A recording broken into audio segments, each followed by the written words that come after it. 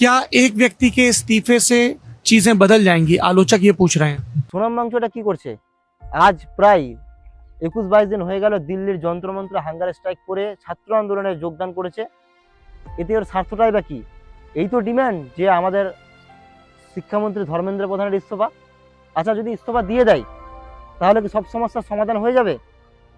এই ধরনের কোশ্চেন হয়তো আপনার আমার মাথায় ঘুরছে যে কি উল্টোপাল্টা অ্যাক্টিভিটি বা কি উল্টোপাল্টা কার্যকলাপ করছে, তাতে লাভটাই বা কি হবে? ধর্মেন্দ্র প্রধান ইস্তফা দিলেই বা কি উপকার হয়ে যাবে?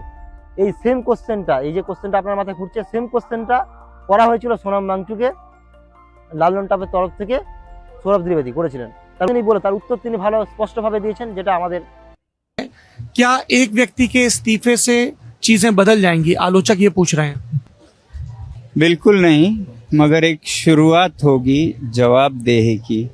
जब जवाबदेही की कहीं शुरुआत ही नहीं तो फिर मनगढ़ंत मनमानियां होंगी हर तरफ।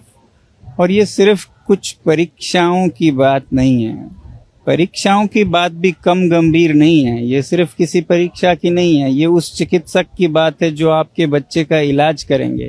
कैसे होंगे वो? जिन्होंने मेहनत नहीं की, चीटिंग की, वो आपके बच्चे का इलाज करेंगे, उनके हाथों आपके बच्चे मरेंगे। इंजीनियर्स जिन्होंने चीटिंग की, जो होनहार हैं, वो कहीं क्लर्क लगे होंगे।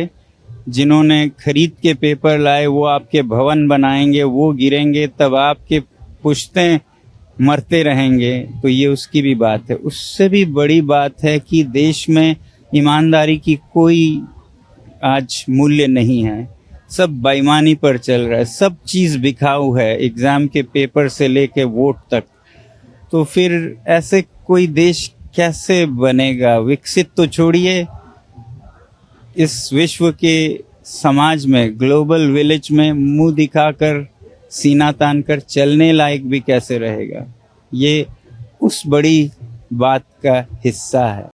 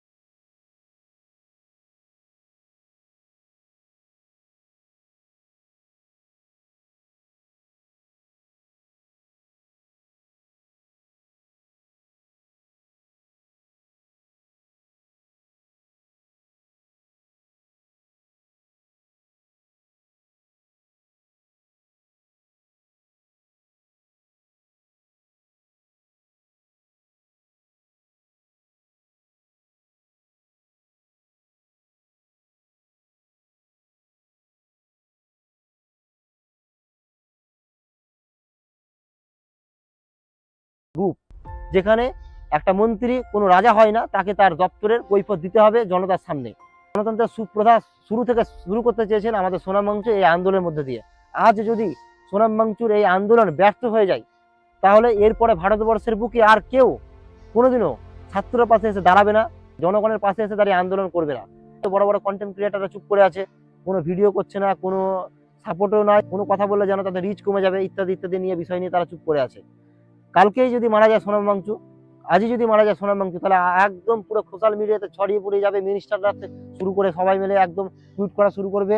তারপরে আবার কন্টেন্ট ক্রিয়েটাররা গান দেওয়া শুরু করবে, বেহেতি হাওয়া আসা থাবো, সব যখন করা হবে, তার মধ্যে একটা জিনিস ঘটে যাবে, সেটা হচ্ছে যে ছাত্র পাশে কেউ দাঁড়ানোর আর পরবর্তীকালে সাহস পাবে না। কারণ আজ যে সোনাম মাংচু ছাত্র পাশে এসে দাঁড়িয়ে নিজের আন্দোলনে নিজের স্বার্থ ছাড়া সামিল হয়ে নিজের জীবনকে বিপন্ন করেছে, তাকে যদি সাপোর্ট না করা হয়, তাহলে আমাদের পাশে এসে দাঁড়ানো আর কেউ থাকবে না। আমি অনুরোধ জানাবো সরকারকে এবং ছাত্রপক্ষ থেকে যেন আমাদের শিক্ষামন্ত্রী ইস্তফা দিয়ে দেয় এবং সোনাম মাংচুর ডিমান্ড, সোনাম মাংচু মানে আমাদের ডিমান্ড আর কি, মেনে নেয়। এবং পাশাপাশি অনুরোধ জানাবো যারা কন্টেন্ট ক্রিয়েটার রয়েছে, যারা সোশ্যাল মিডিয়া চালায়, তারা অন্তত বিবেক বুদ্ধিকে কাজে লাগিয়ে, যে সোনাম মাংচু স্বার্থ ছাড়া যখন এতটা এগিয়ে এসেছে, তখন আমাদের উচিত তাদেরকে সাপোর্ট করা। এখানে দল মত নির্বিশেষে প্রত্যেকের সাপোর্ট আমি কামনা করি।